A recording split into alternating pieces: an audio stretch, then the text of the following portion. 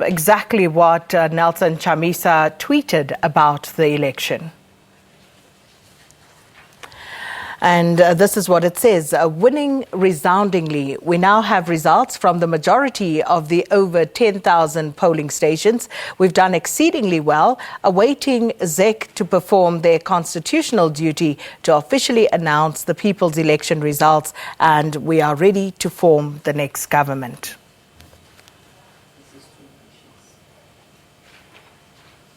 And that was, of course, the tweet from Nelson Chamisa. But we're going to cross now to SABC News reporter Peter Ndoro, because our crews, radio and television, have been giving us rolling coverage of the election. So let's cross over to Peter in Harare in Zimbabwe. Well, good morning once again, Peter. Good morning, Sakina. Yes, that tweet is certainly something that's going to raise concern by the Zimbabwe Electoral Commission. Nelson Chamisa, as you said, saying that we've received results from 10,000 polling stations around the country, and he says that they're ready to take over. And now the Zimbabwe Electoral Commission has been at pains to tell all the political parties in advance that you must not do that. Do not release results prematurely, and I'm sure that they'll probably be getting some kind of talking to during the course of the day. Of course, all that it can do is inflame and perhaps incite. So something that really is to be worried about. But we'll take a look at that a little bit later on, because right now we've managed to grab a few people on the streets of Harare.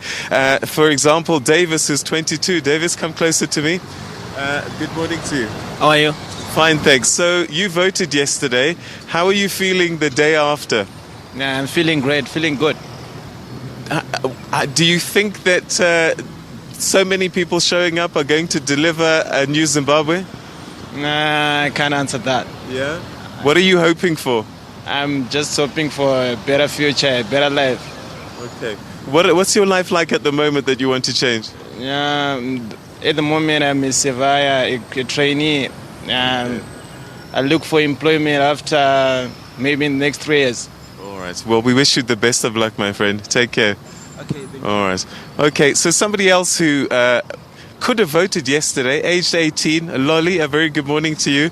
Now, you didn't vote though, did you? No, I didn't. Okay, but you could have voted and you chose not to register. Why?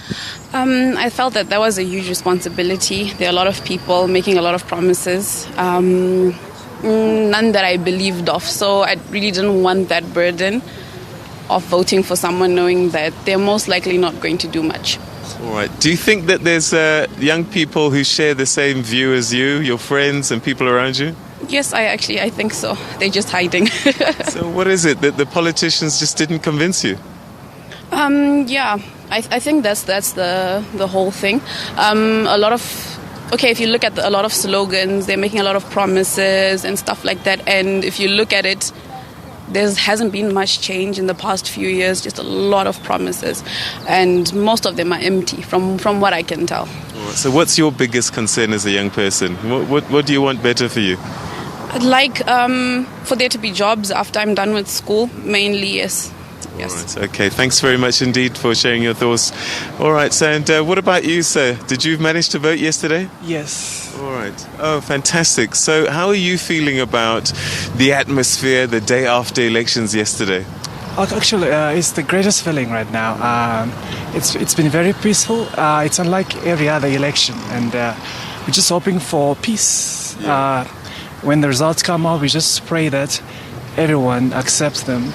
Whoever wins, we just pray for peace. We don't want bloodshed. Yeah. Zimbabwe has been quite different, hasn't it, since November last year? Is that the feeling that you've had?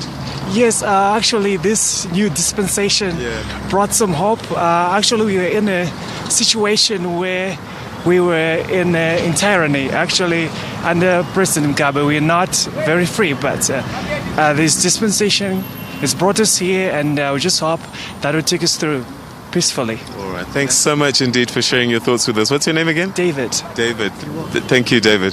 So there you go, a sample of people going about their daily business, some rushing to work, and one young lady is finishing school who says she didn't vote because she wasn't terribly excited by the promises that were made and wasn't sure they were going to be delivered. And she says that some other youth might be sharing the same sentiments. But we'll get back to you a little bit later on that story of political parties releasing results prematurely, Sakina. Thank you so much to our reporter Peter Ndoro on the streets of Harare.